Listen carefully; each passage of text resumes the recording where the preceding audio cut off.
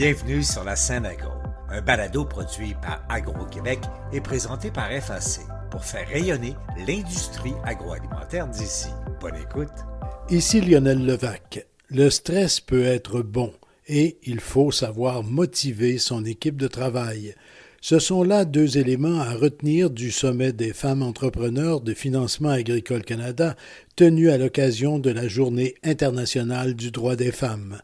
Sonia Lupien, chercheure en neurosciences, et Isabelle Fontaine, experte en psychologie de la performance, ont tenu la vedette lors de cette journée au cours de laquelle les fondatrices de Caramel fait avec amour ont également parlé de leur succès. J'étais à Lévis pour ce sommet des femmes entrepreneurs de FAC. Voici mon reportage. On dit souvent que le stress nous scie les jambes, qu'il nous paralyse, mais on peut l'utiliser à notre avantage. Sonia Lupien, titulaire de la chaire de recherche du Canada sur le stress et fondatrice du Centre d'études sur le stress humain, estime que l'on peut, d'une certaine façon, déjouer le stress, en faire un allié. Je me suis entretenu avec elle. Madame Lupien, bonjour. Bonjour. Madame Lupien, une chercheure comme vous en neurosciences, qu'est-ce que vous avez à dire aux agricultrices, aux femmes qui sont impliquées comme entrepreneurs surtout dans l'agroalimentaire et parfois sur des fermes, parfois dans des petites entreprises? Bien, la première chose que j'ai envie de vous dire, c'est que de plus en plus, mon centre d'études sur le stress humain s'intéresse au stress des agriculteurs. J'ai un étudiant français qui est venu me voir et avec l'École de vétérinaire du Québec, on commence à regarder pour des projets pour mesurer le stress des agriculteurs et l'impact sur les animaux parce qu'on a dans la science du stress ce qu'on appelle des effets de résonance. C'est-à-dire que si je vous stresse, M. Levac, puis je mesure vos hormones de stress, elles vont augmenter.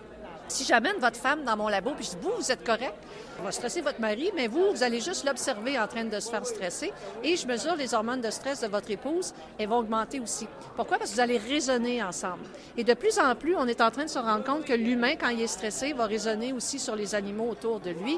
Et donc, on commence à s'intéresser à ce phénomène-là chez les agriculteurs. Donc, vraiment, de plus en plus, là, ce que j'ai à vous dire aujourd'hui, je sais qu'il y a beaucoup de phénomènes de stress chez les agriculteurs.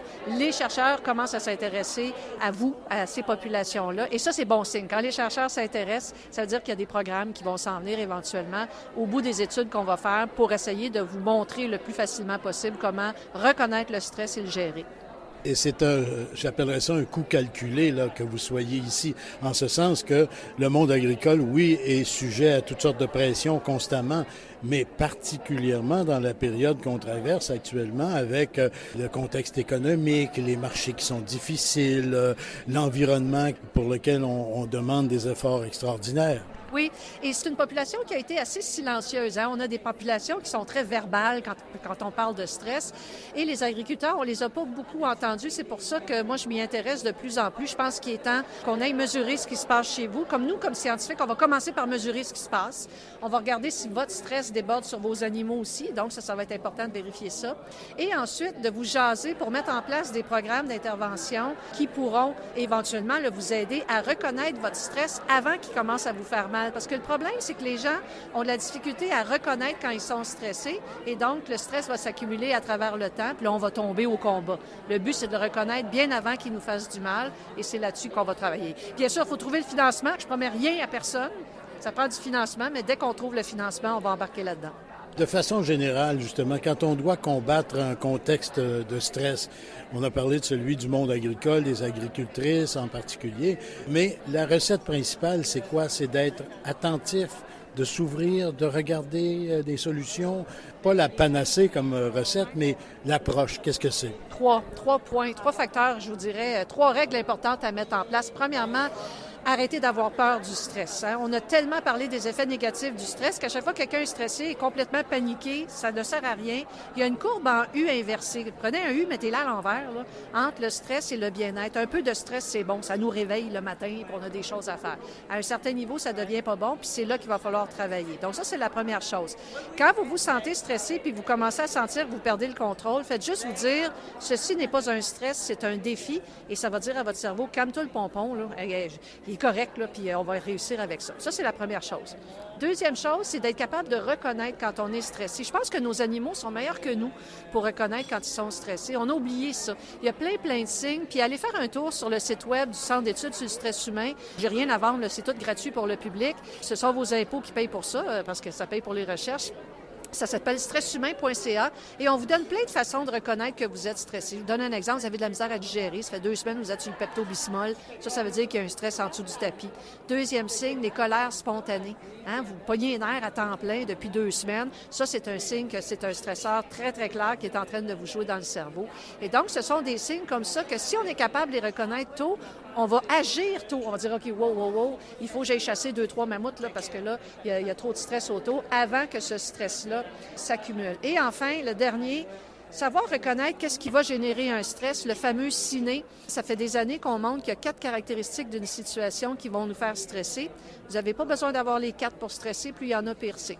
Le premier, vous devez avoir l'impression que vous n'avez pas le contrôle sur la situation. Le deuxième, la situation doit être imprévue ou imprévisible. Elle doit être nouvelle. Et notre ego, notre personnalité doit se sentir menacée. Par exemple, M. Levac, quelqu'un qui remet en question votre capacité de bien faire votre travail devant des collègues, là, le petit feeling que vous avez, ça va être une réponse de stress.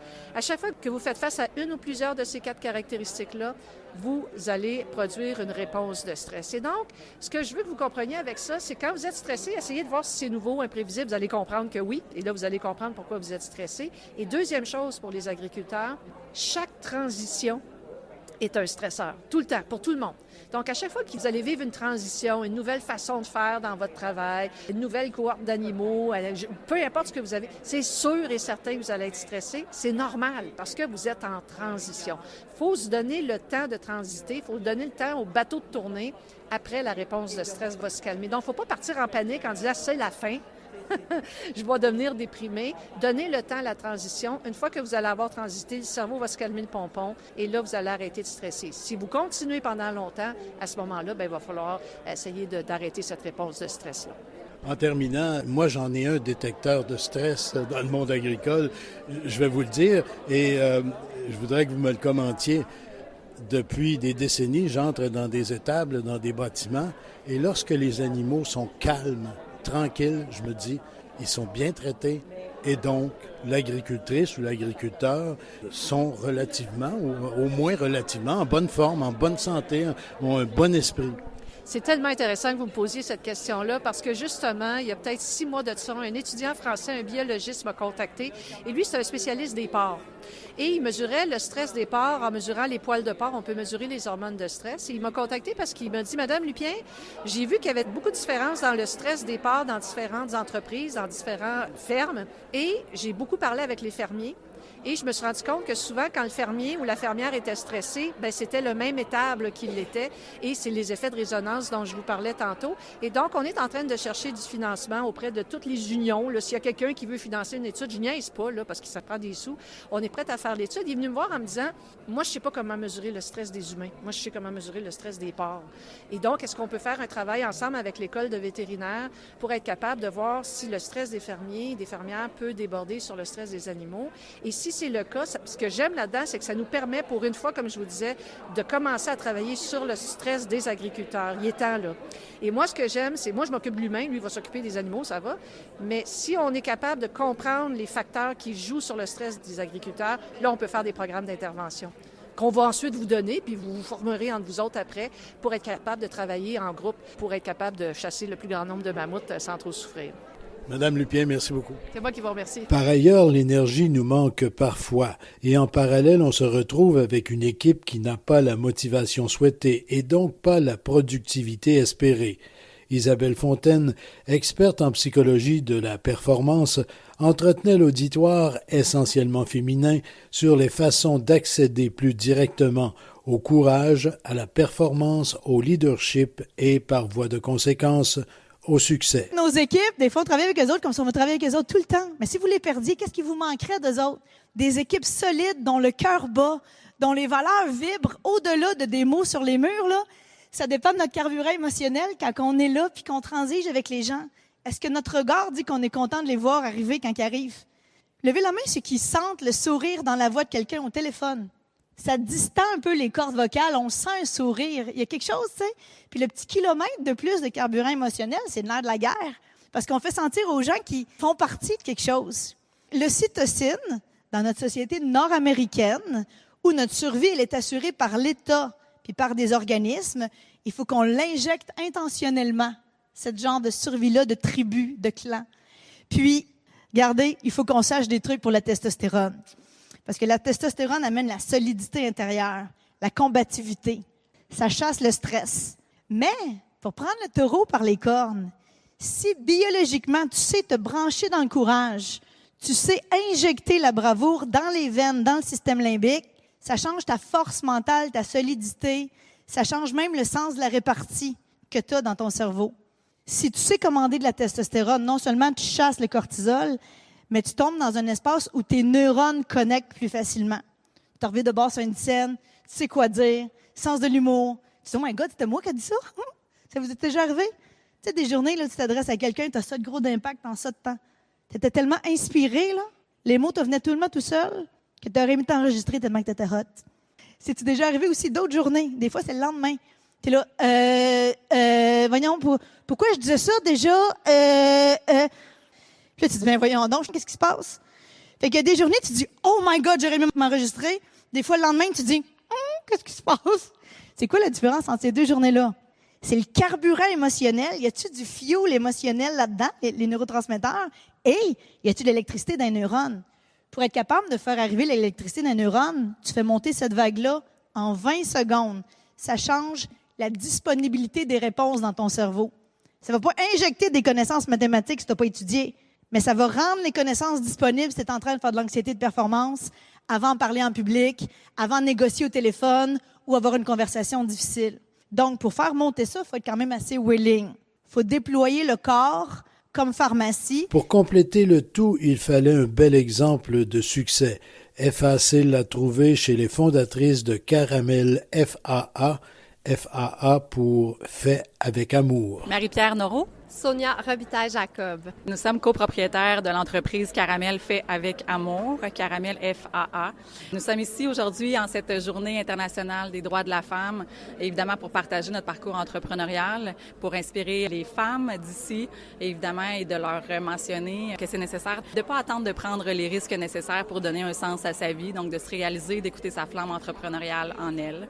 Ça peut sembler facile. Il y a des embûches aussi et il faut être capable d'y faire face. Énormément d'embûches et puis c'est normal de tomber. Ce qui est important, c'est toujours de se relever, de foncer et de ne jamais abandonner. Vous avez effectivement utilisé le mot « foncer » à quelques reprises, le mot « fierté » aussi. Fierté, oui, fière de bâtir un empire qu'on visualise dans l'avenir, évidemment. Fière de faire découvrir le véritable caramel du Québec à tous les Québécois. Fière de partager la valeur de l'amour. Vous avez déjà une bonne gamme de produits. Vous en avez qui s'ajoutent constamment. Et là, je vais vous demander de m'en décrire deux. Les churros. Choucara, nouveau produit chez Caramel FAA. Alors, ce sont des churros injectés de caramel fait avec amour. Donc, un concept unique à Québec. Donc, on est très fiers de faire vivre et surtout de faire déguster l'expérience caramel fait avec amour. Et là, en plus du caramel et de toutes sortes de sous-produits, bien, vous ajoutez la crèmerie bientôt. Absolument. Dès avril, nous aurons la crèmerie, l'ouverture, l'inauguration, donc au 1001 avenue Lapierre, donc tout près du corridor des cheminots. À Saint-Émile, à Québec, spécifiquement à Québec, mais vous êtes distribué quand même à travers la province. Absolument. Nous sommes distribués dans plus de 1000 points de vente. Merci, mesdames, et continuez. Merci à vous. Merci à vous. L'importance des femmes en agriculture et en agroalimentaire ne cesse de croître, et c'est tant mieux. J'en ai discuté avec la vice-présidente aux opérations pour le Québec et l'Atlantique chez FAC, Manon Duguay. Madame Duguay, les femmes en agriculture, il y a quelques décennies encore, sans parler d'exception, on pouvait parler d'une implication moins grande. C'est plus le cas aujourd'hui, là. Les femmes sont très impliquées en agriculture, en agroalimentaire. Et ça, vous le sentez et c'est quelque chose qui vous amène à approcher cette clientèle-là de façon particulière. Oui, en effet, je le sens. Moi, j'ai commencé il y a déjà 26 ans. J'ai un bac en agroéconomie de l'Université Laval et à ce moment-là, j'étais directrice relations d'affaires en agriculture et on était moins de 5 femmes au Québec. Et naturellement, qu'on allait sur les fermes de nos clients, la majorité était masculin. Et quand on parlait de relève, automatiquement, c'était très stéréotypé et c'était toujours les garçons. Quand je regarde aujourd'hui, je dirais que plus de 50% au Québec ou au moins 50% de nos directrices relations d'affaires sont féminines. Puis quand on regarde l'autre génération aussi, c'est autant les jeunes filles que les jeunes garçons que dès qu'ils démontrent un intérêt pour la ferme, pour prendre la relève, bien, les chances sont égales et le rêve est possible pour les deux. En ce sens-là, on a fait des progrès importants, là. Oui, vraiment de très grands progrès parce que, comme je disais, c'était naturel il y a probablement 30 ans d'automatiquement penser aux jeunes garçons au lieu de la jeune fille pour la relève agricole. Et nous, c'est certain qu'on reflète la diversité également dans nos embauches, dans notre composition de nos équipes relations d'affaires. C'est pour ça qu'on a une bonne présence féminine également. Je vais vous la poser comme ça, tout froidement, la question. Est-ce que c'est différent faire des affaires au féminin en agriculture? Je dirais qu'aujourd'hui, je ne crois pas que c'est différent. Par contre, quand j'ai commencé il y a de ça 26 ans, j'avais l'impression qu'on testait mes connaissances probablement plus qu'on testait les connaissances de mes confrères masculins.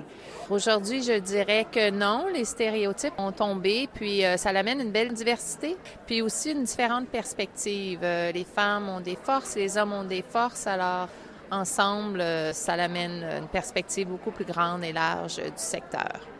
Il y a de plus en plus de femmes chefs d'entreprise dans le monde agroalimentaire. Et aujourd'hui, pour celles et ceux qui sont partenaires, bien justement, ce sont des collaborateurs. La femme n'est plus là comme accessoire, si on veut, dans le monde agricole. En effet, les femmes sont vraiment en charge des prises de décision, de la planification, de la stratégie. Il y a de ça 30 ans, c'était peut-être plus la tenue de livre et une présence moins accrue dans la prise décisionnelle. Mais aujourd'hui, ce n'est plus du tout le cas. Et tant mieux. Oui, en effet, tant mieux. Merci beaucoup. Merci beaucoup, Lionel. Bonne journée. Enfin, FAC a profité de cette journée pour confirmer un don de 1 000 $ au Centre de pédiatrie sociale de Québec. Au revoir. Vous avez aimé ce contenu? Suivez la scène agro pour rester à l'affût de l'actualité agroalimentaire. Merci et à bientôt.